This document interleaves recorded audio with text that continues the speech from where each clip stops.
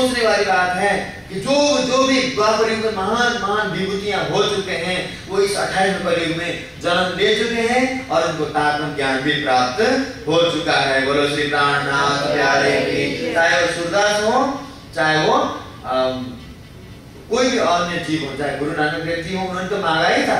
अभी आएगा ना पन्ना जी के प्रसंग में, तो गुरु नानक देव ने मांगा ही था कि मुझे भी तन दे देना। उस समय तो गौतम बुद्ध हो गए, ऐसे बहुत बहुत महान आत्मा हो गए जिन्होंने इस कलयुग में तन धारण करके ब्रह्म ज्ञान प्राप्त कर चुके हैं और सुंदर साथ के बीच में बड़े बड़े ऊंचे ऊंचे जो है ज्ञान के महारथी बन करके समाज में विचरण करते हैं, जागरण करते हैं। वो पूरा जन्म पे कोई सामान्य जीव नहीं है, ऐसे ऐसे बड़े बड़े हस्तियां ही हैं। बोलो श्री प्राणनाथ प्यारे की जय।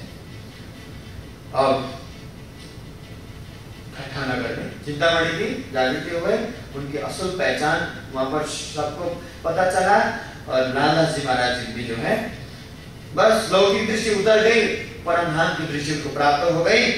और इन समय कलयुग ने बड़ा जो किया जो ठाठा नगर में प्राणा जी के चरण कमल में एक तो चिंतामणि जी कबीर पंथ के आचार्य जी आकर के नतमस्तक हो गए, तारतम ले लिया। अब लालदास जी के बराबर कोई भी वहां पर संपत्ति नहीं, कोई आगे नहीं था, इतने बड़े धनाढ़ व्यक्ति थे। बोलो श्री प्राणनाथ प्यारे की। बहुत मोटो से थे, बहुत मोटो धनाढ़ व्यक्ति थे, तो सारे पूरे ठाठा नगर में तहलका बच गया।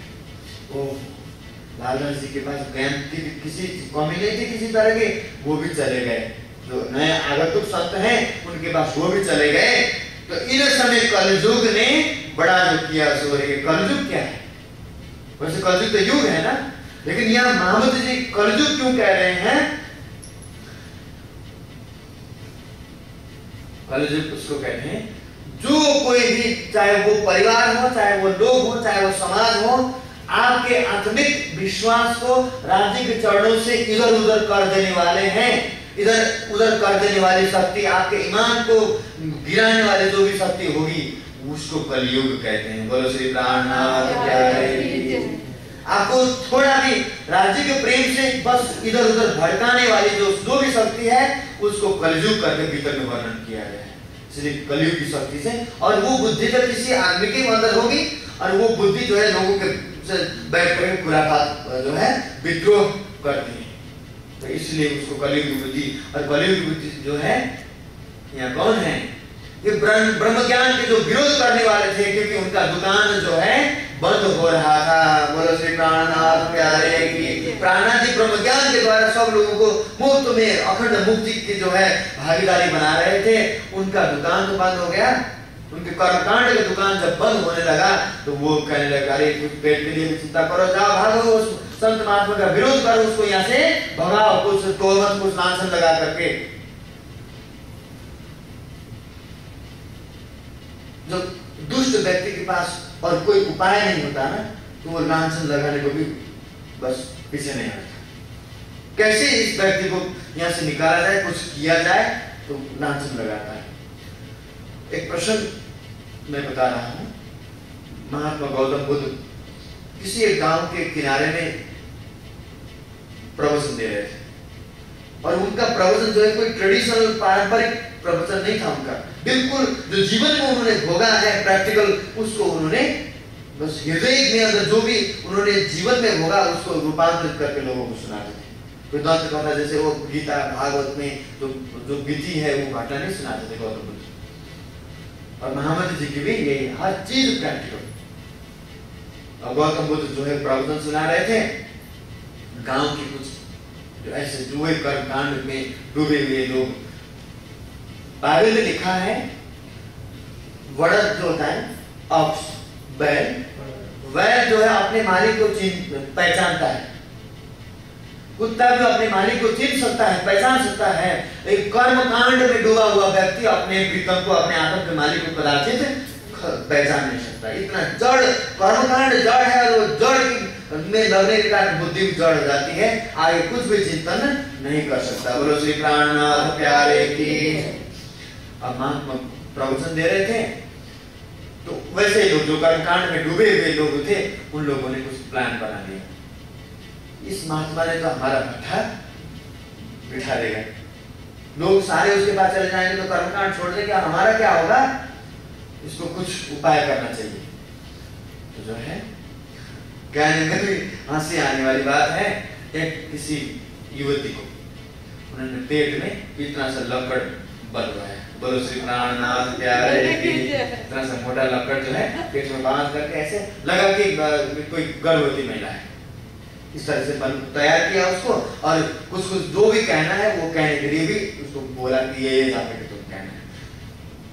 और वो जो लोग जो है कर्मकांडी, वो लोग भाला लट्ठी लाठी सब कुछ इस तरह से लेकर के किसी से आ गए।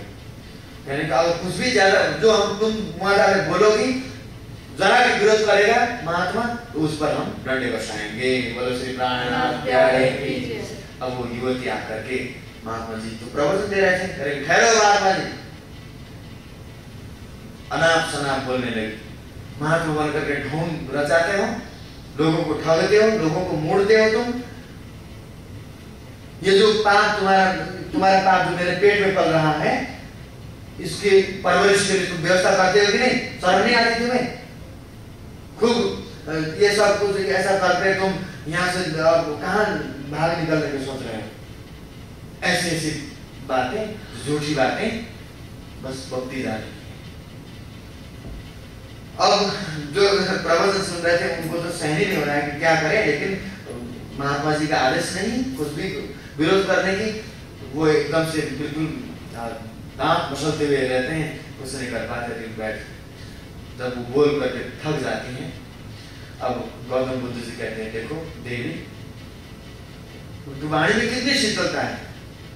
कहते हैं देवी, जो तुम बोल रही हो ना वो सत्य है कि नहीं वो तुम्हें पता है और मुझे पता है, बोलो श्री प्राणनाथ प्यारे की। सुनने वाले लोगों को किसी को पता नहीं क्या सच है, वो तुम जानती हो या तो मैं जानता हूं। इतना क्या कहा था, बस नेक्स्ट मिनट में क्या होता है, उस लड़की को खांसी आती है, बोलो श्री प्राणनाथ प्यारे। खांसी जब खांसी आने लगती है तो वो लकड़ी जो है हिलने लगती है और जमीन में गिर गया, और सारा पोल जो है खुल गया।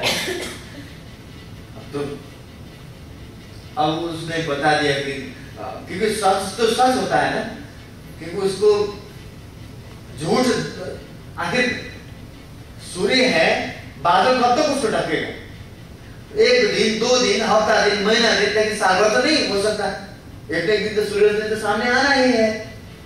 तो इसीलिए अब लड़की जो है क्षमा याचना करती है कि प्रभु, इन लोगों ने मुझे आपके विरोध में खड़ा करके प्रस्तुत किया है, मैं कुछ नहीं जानती, मुझे कुछ भी पता नहीं, बोलो श्री प्राणनाथ प्यारे। तो संसार के अंदर जो है सत्य के फैलाव में माया जो है, जड़ सूत्रवादी कर्मकांड में डूबे हुए लोग बहुत विरोध अड़चने खड़ा करते हैं, लेकिन उसमें से भी अगर हम हिम्मत से राज्य की मेहर को, कृपा को लेकर के आगे निकलते हैं तो सारा राज्य कहते कि बस एक कदम बढ़ा दो, सब कुछ शक्ति भरने वाला तो मैं हूँ, लेकिन एक पग तो तुम्हारा उठाना ही पड़ेगा। भोजन हम लेते हैं, चबा करके तो निकलना तो खुद ही पड़ेगा ना। मान लीजिए कि राज्य की कृपा से थाली सामने आ गई, ये भी मान लीजिए कि राज्य की कृपा से अन्न ग्रास जो है मुंह तक भी राज्य ला देंगे, चबाना तो खुद ही पड़ेगा, इतना तो करना ही पड़ेगा, कुछ उद्यम तो राज्य कहते हैं बस एक कदम मेरे मार्ग पर रख कर देखो, तुम्हें मशहूर न बना दो, तुम्हें फिर क्या है, बिल्कुल। और उनके कदमों में बस आंख बंद करके बिल्कुल तो निकल जाता है, फिर से मुड़ करने देखता राज्य महाराज जो है परमधाम के खजानों से भी मालामाल कर देते हैं, और दुनिया में भी बस वो चाहता नहीं, फिर भी वो न चाहते हुए भी उसके नाम के जो है जयकार लगते हैं, लेकिन वो सब कुछ चाहता नहीं। लेकिन राज्य महाराज की मौज की बात होती है, बोलो श्री प्राणनाथ प्यारे की। तो उन लोगों का भी बस जब राज्य इत हस्ती हुए कि तू चल, इस संसार के अंदर कैसे चलना है, हाथी अपने चाल चलत हैं, कुत्ता भूखे तो भूखने दे। मुकुंद स्वामी कहते हैं कि ये जग लड़ मरण दे, मुझे राज भजन करने दे बस। ये दुनिया लड़ मरेगी कोई बात नहीं, मरने दीजिए, मुझे नाथ जी का भजन करना है सो करने दो। अब लाला जी महाराज जी की यहाँ पर जागरणी होती है और कई सारे सुंदर साथ श्री जी के चरणों में आते हैं और यहाँ पर क्या कह रहे हैं कि कलयुग डरा देख के मेरे ये दुश्मन, यानी जो कलयुग की बुद्धि वाले लोग हैं डर गए कि ये ब्रह्म ज्ञानी वाले हमारे दुश्मन है, या हमारा दुकान बंद करवा देंगे, मेरा कुछ ना चले, ये मार्ग मेरा मन, अब ये ब्रह्म ज्ञानियों के सामने मेरा कुछ नहीं चलना है। मास तो यहाँ रहे, हुआ चलने का दिन, अब ठट्टा नगर में 2 दिन महीना तक रह करके अब यहाँ से आगे निकलने को होते हैं। मौसम भाई मस्कत की विदा हुए साथ मोमिन, अब ठट्टा नगर से मस्कत बंदर की तरफ श्री जी साहब जी रवाना होते हैं और मस्कत बंदर अरब के अंदर पड़ता है, अरब की तरफ रवाना होते हैं। मानुत गए साथ जी ये ठट्ठे की वितक, अब कहूं मस्कत की जो आज्ञा है हक। अब श्री जी साहब जी धाम धनी मस्कत बंदर में पहुंचते हैं, मस्कत बंदर की वितक सुना रहे हैं। आए पहुंचे मस्कत में, उतरे नाव से, क्योंकि उस समय तो प्लेन नहीं था, तो नाव का ही सहारा लेना पड़ता था, बैलगाड़ी ऊंट गाड़ी ये सब होता था उस समय। कांटे की दुकान मावजी की, आए बैठे उनमें, कांटे मतलब समुद्र के किनारे, समुद्र के किनारे में मावजी भाई का दुकान था, वहां आकर के श्री जी बैठ जाते हैं। और मावजी भाई जो है वो भी लोहाना जाति के थे, क्षत्रिय थे, मेरा ठाकुर भी लोहाना जाति के क्षत्रिय थे, रघुकुल के वंश के। और उन्होंने शारीरिक रूप से देखा कि सांसारिक नाते से कि ये भी लोहाना जाति क्षत्रिय हैं और मैं भी क्षत्रिय हूँ, तो इस हिसाब से उन्होंने लौकिक व्यवहार के, लौकिक नाते के हिसाब से उनको पूछताछ कर लिया, आप कहाँ कैसे हो, कहाँ से आए हो, क्यों आए, इस तरह से उन्होंने पूछा। इतना बड़ो आदर कियो लौकिक नाते से, बहुत अच्छा उन्होंने सत्कार किया लौकिक नाते के कारण, आदर भाव करने लगा। खबर बंद की पूछी इन समय, और जो सुंदर साथ बंद में पड़ गए थे अपहरण में, उनकी भी खबर पूछी गई। विश्वनाथ संग था श्री बाई जी थी, श्री बाई जी की गई खबर। विश्वनाथ भट्ट जी जो थे वो श्री जी के साथ में थे, उन्होंने कह दिया कि बाई जी महारानी और अन्य कई सुंदर साथ जो है उनको मस्कत बंदर में ही बंदी बना करके रखा गया है। अब यहाँ पर श्री जी साहब जी को उतारा दे दिया और अच्छी तरह से सेवा भाव करने लगे। और श्री जी जहां भी जाते हैं, श्री जी का काम क्या है, दीप बंदर में को क्या कहा था, मैं यहाँ पर सोने नहीं आया हूँ, सोई हुई आत्माओं को मैं संसार में से, शरीर में से जगाने के लिए आया हूँ। पन्ना जी में भी जब अष्टप्रहर की लीला होती है ना, तो उस समय श्री जी कभी भी नहीं सोते, सोने का वर्णन ही नहीं है अष्टप्रहर में, क्योंकि जो जिसको अज्ञानता है, जिसको नींद है वही नहीं सोता है, जिसके पास अज्ञानता नहीं है, जिसको नींद नहीं, वो कहां से सोएगा। लगी होने चर्चा जो ठट्ठे की वितक, उन समय जो सुख भया मेहर सुवांधक।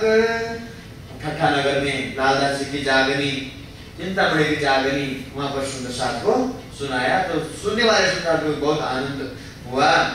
इनकी बातें करने बड़ा जो हुआ सुख, कसा जो बंद का सुभाग गया सब दुख।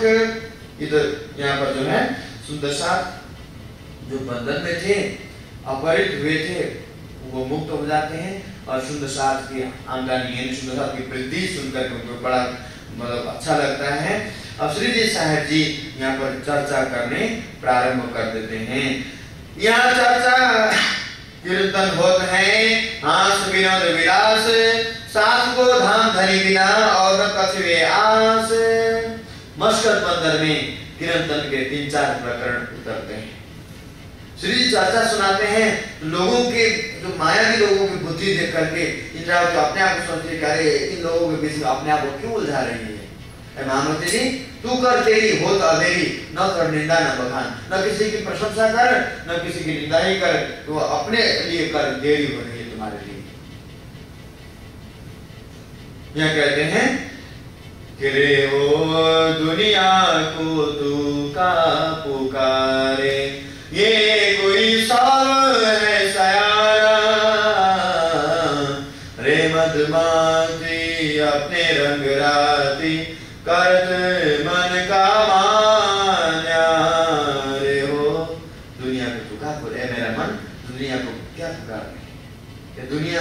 समझने वाली नहीं है ब्रह्म ज्ञान को।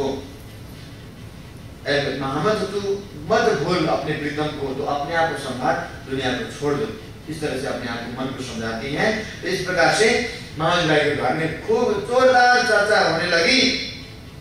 एक दिन चर्चा में भाई खंडनी माओजी पर, अब एक दिन चर्चा के अंदर माओजी भाई की खंडनी होती है श्री जी के द्वारा। कुछ उनके द्वारा गलती हो गई होगी कि बिना गलती तो खंडनी होने की बातें नहीं होती, कुछ अहम आ गया उनको खंडनी कर दी। मुझ पर करी खंडनी क्या देखा मुझ महाराज भाई सोचते हैं कि मेरे घर में आकर के मेरी रोटी खा रहे हैं, मेरा ही सब कुछ, मैं ही सेवा कर रहा हूं और मेरी खंडनी। उनको बर्दाश्त नहीं हुआ, सहन नहीं हुआ महाराज भाई को। कहने लगे इस बूढ़े की चर्चा को नहीं सुनेंगे, क्या फर्क पड़ता है, बोलो श्री मैं जाऊं उन पे चर्चा सुनने को। अब उनको नहीं सुनूंगा, मैं जाकर के चर्चा नहीं सुनूंगा।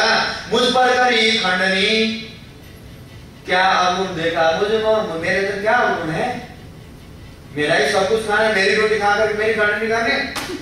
रिसाए के आप अपने रह गया घर में, रिसाए के गुस्सा होकर के घर में रह जाते हैं। गुस्सा करेंगे तो किसका नुकसान होगा, नुकसान तो अपना होना है, किसी और का हम बिगाड़ कुछ भी नहीं सकते। चर्चा मिले समय न आया, और चर्चा के समय नहीं आए, हुआ दलगी राज से, और दुखी भी हुआ तो किससे, अपने प्रीतम से, अपने धामधनी से दुखी हो गया। जब सोया रात को अपनी दुकान में, चर्चा जहां किसी को नहीं आए, रात को जाकर के दुकान में जाकर सो जाते हैं अंदर।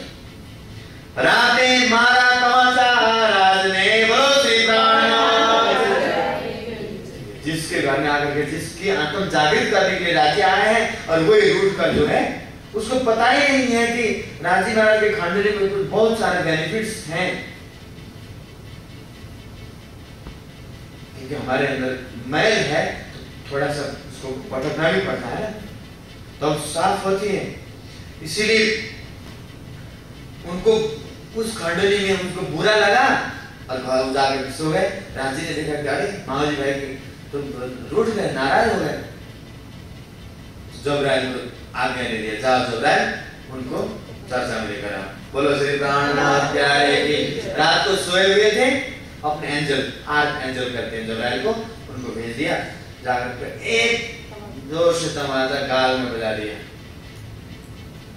थप्पड़ लगा दिया जबराइल ने, अदृश्य थप्पड़, कोई मारने वाला तो दिखाई नहीं देता, लेकिन जोर से उनका जो है लाल लाल हो गया गाल, 5 उंगली का साफ जो है बैठ गया एकदम से।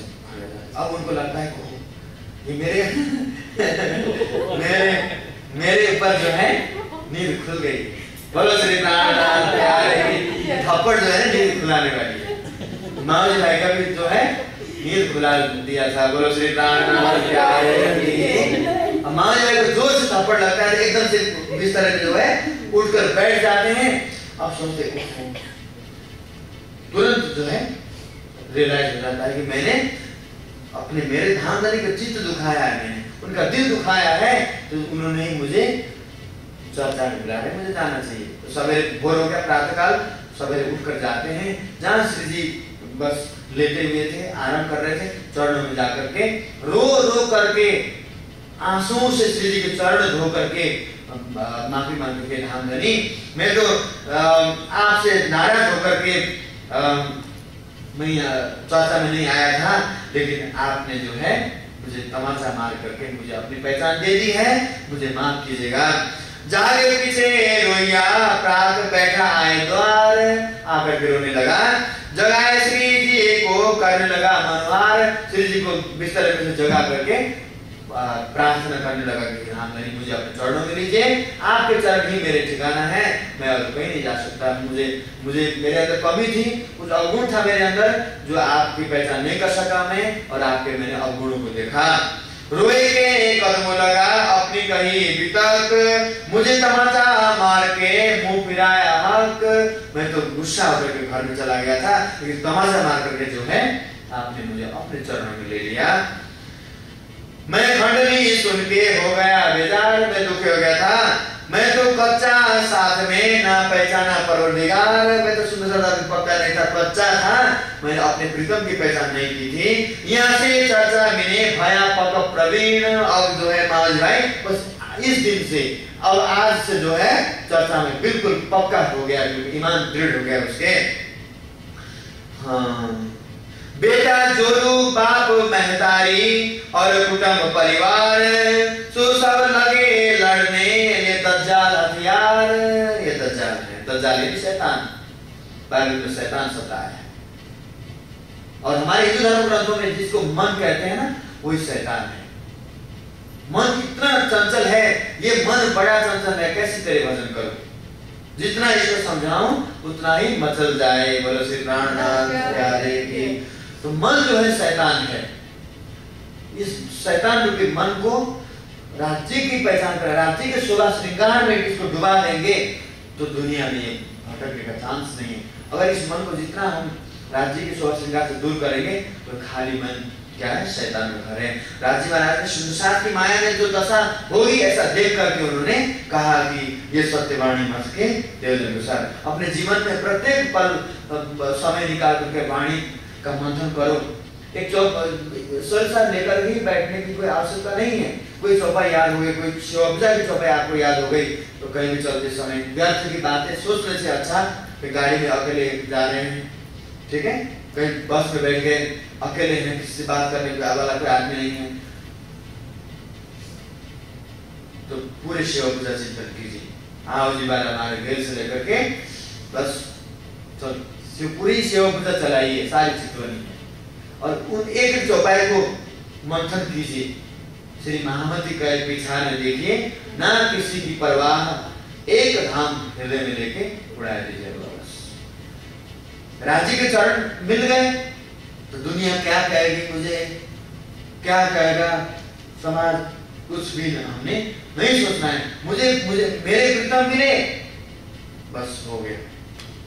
इसी सुंदर साथ ने एक भजन बनाए, मुझे रास आ गया है तेरा दर पे सर झुकाना, तुझे मिल गए ऋण और मुझे मिल गया ठिकाना। बस केवल मेरे को ही राजी की तलाश नहीं है, राजी को भी मेरी तलाश है। दुनिया में जितना मुझे तड़प नहीं है उतना उनको तड़प है अपने रूहों की खोज में।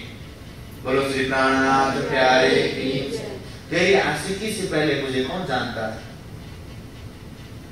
राजी महाराज की आशिकी से पहले मुझे कौन जानता था। ये उनकी प्रेम है, ये उनकी मेहर है। तो किसी नाचीज जीव को भी मशहूर कर देते दुनिया के अंदर राजी की मौज। इंद्रावती जी कहती हैं, मेरे अवगुण के कारण तो राजी महाराज कैसे मुझ पर मेहर करेंगे, मुझे डाउट था, शायद राजी महाराज मेहर मेरे पर नहीं करेंगे, मैं ऐसा सोचती रहती थी। कहती है वाणी के अंदर, क्यों मेहर मुझ पर भई थी इतनी दिल में शक, मुझे डाउट था, पर मैं जानी मौज महबूब की वो देता माफक। लेकिन राजी की मौज की बात है, बस किस पर वो फिदा हो जाते हैं आम इंसान जो है समझ में नहीं आता। राजी ने किस तरह के द्वारा क्या काम कराना है वो जानते हैं, किसी सुंदर साध भी नहीं जानता इस बात को। किसके दिल में बैठ करके अपना काम लेना है, जो जिस तन से काम लेना है उस तन को पहले से तैयार भी बना करके लाते हैं। बोलो श्री प्राणनाथ प्यारे की। अब माओजी भाई जो है, हाँ, तो बेटा जोरू यानी पत्नी, बाप, पिता, महतारी, माँ, कुटुंब परिवार जितने भी हैं, अगर ये लोग आपको राजी महाराज के चरणों से आपके ईमान को गिराना चाहते हैं, राजी के प्रेम से आपको वंचित करना चाहते हैं, तो ये सब दज्जाल हैं। बोलो श्री प्राणनाथ प्यारे की। ये दज्जाल परमात्मा के प्रेम से जो वंचित करने वाले कोई भी शक्ति माया के अंदर है वो शैतान है। लेकिन उनसे आप पंगा नहीं लेना, उनसे लड़ाई करना हमारा कर्तव्य नहीं है।